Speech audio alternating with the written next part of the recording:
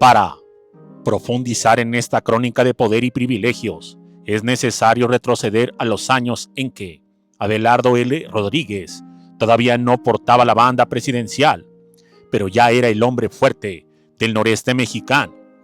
Como gobernador de Baja California, Abelardo había aprendido que la riqueza y el control social iban de la mano con la tecnología. Cuando se trasladó al centro del país para asumir cargos en el gabinete de Plutarco Elías Calles, llevó consigo esa mentalidad empresarial y pragmática. Al llegar finalmente a la presidencia en 1932, tras la renuncia de Pascual Ortiz Rubio, Abelardo se encontró con un México que todavía sangraba por las heridas de la revolución y que clamaba por servicios básicos. En ese contexto, Yucatán era una región estratégica, pero aislada, en una especie de isla cultural y política que el centro necesitaba domesticar a través de la comunicación y el orden institucional. Por ello, se cometieron las tropelías que en este trabajo mencionaremos a detalle. Sin más, ¡comenzamos!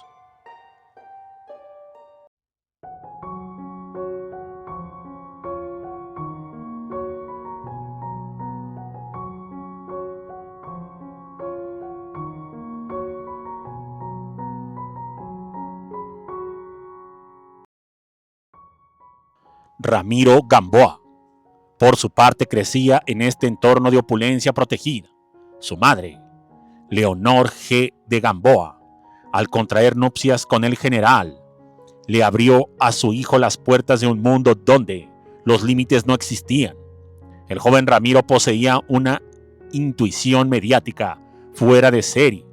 Comprendía que el México del futuro no se ganaría en los campos de batalla, sino en las mentes de los ciudadanos a través de los medios masivos de comunicación.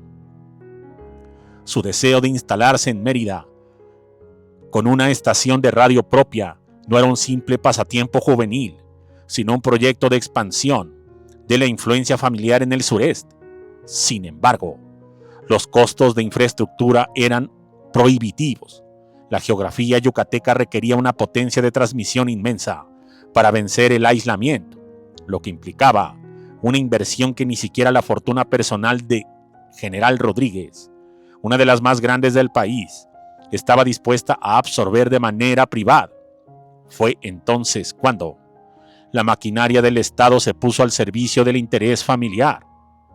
En el presupuesto federal de aquel bienio se había etiquetado fondos extraordinarios para la modernización de la salud en el sureste, una respuesta a las epidemias y las altas tasas de mortalidad infantil que asolaban la península.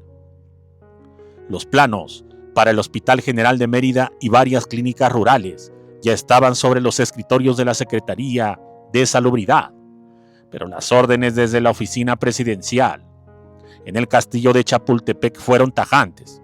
Los recursos destinados a la compra de instrumental médico, calderas para la esterilización, camas de hospital y suministros farmacéuticos fueron desviados sistemáticamente.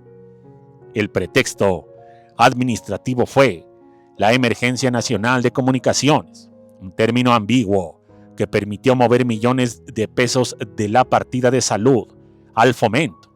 El desvío no fue solo de dinero, sino de talento humano, ingenieros y técnicos que debían estar supervisando la cimentación de los pabellones médicos. Fueron reasignados para supervisar las instalaciones de las torres de radio en las zonas rurales de Yucatán, donde la gente esperaba la llegada de brigadas médicas y la construcción de dispensarios. Lo que vieron llegar fueron camiones cargados con cables de cobre, bobinas de inducción y piezas de transmisión fabricadas en el extranjero. El contraste era ofensivo. Mientras parteras y los pocos médicos rurales luchaban por salvar vidas, sin lo más básico, a pocos kilómetros se levantaba una obra de ingeniería electrónica que costaba lo mismo que 3 hospitales equipados. La estación de radio, que operaría bajo las siglas XEZ, se convirtió en la obsesión de Ramiro Gamboa. Él mismo supervisaba las pruebas de señal, asegurándose de que su voz llegara hasta los rincones más profundos de la selva y las haciendas enriquecidas. Cuando la estación finalmente salió al aire, la calidad del sonido era impecable, la más nítida voz y canciones se escuchaban. El éxito de Ramiro fue inmediato, su estilo desenfadado, su conocimiento de la música de la época y su capacidad para improvisar lo hicieron el favorito de las audiencias. Pero cada vez que un yucateco encendía su radio para escuchar la transmisión de la EXZ, estaba utilizando indirectamente un servicio que había sido pagado con la ausencia de médicos y medicinas en su propia comunidad. Abelardo L. Rodríguez visitaba Yucatán con frecuencia para vigilar los avances de su hijastro. El general veía con orgullo cómo su hijo político se convertía en el hombre más influyente de la radio en el sureste. Para Abelardo, el costo de oportunidad, las vidas que se perdieron por la falta de esos hospitales, era un daño colateral, aceptable en la construcción de su legado familiar. La corrupción no se veía como un robo, sino como una prerrogativa del mandato. Mientras tanto, en los archivos de la beneficencia pública, los proyectos de salud para Yucatán fueron archivados indefinidamente o declarados como concluidos mediante auditorías maquilladas que nunca mostraron los edificios reales, sino facturas de equipos electrónicos camuflajeados como suministros médicos. Esta etapa yucateca de Ramiro Gamboa fue el laboratorio donde se cocinó el personaje que México conociera después. La confianza que adquirió al ser el dueño absoluto del aire en su estado natal le dio las tablas necesarias para conquistar la capital. Cuando se mudó a la Ciudad de México para incorporarse a la XEW de Emilio Azcárraga Vidaurreta, ya no era un novato, sino un empresario de los medios formado en la escuela del nepotismo presidencial.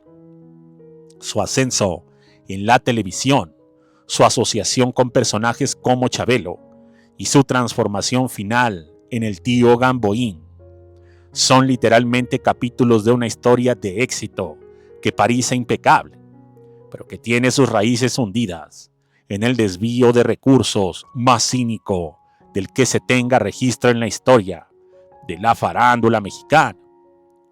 El tío Gamboín pasaría a la historia como el hombre que regalaba sonrisas y consejos a los niños, el que presentaba caricaturas y saludaba a sus sobrinos con un cariño paternal.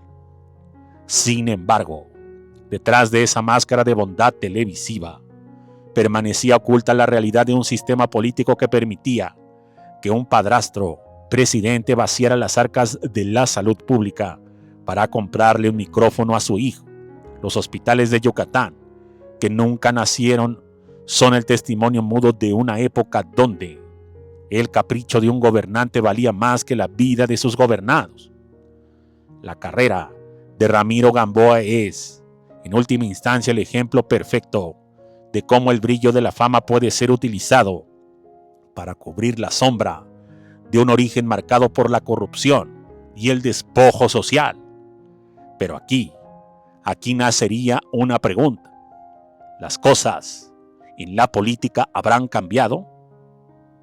Muchas gracias y hasta la próxima.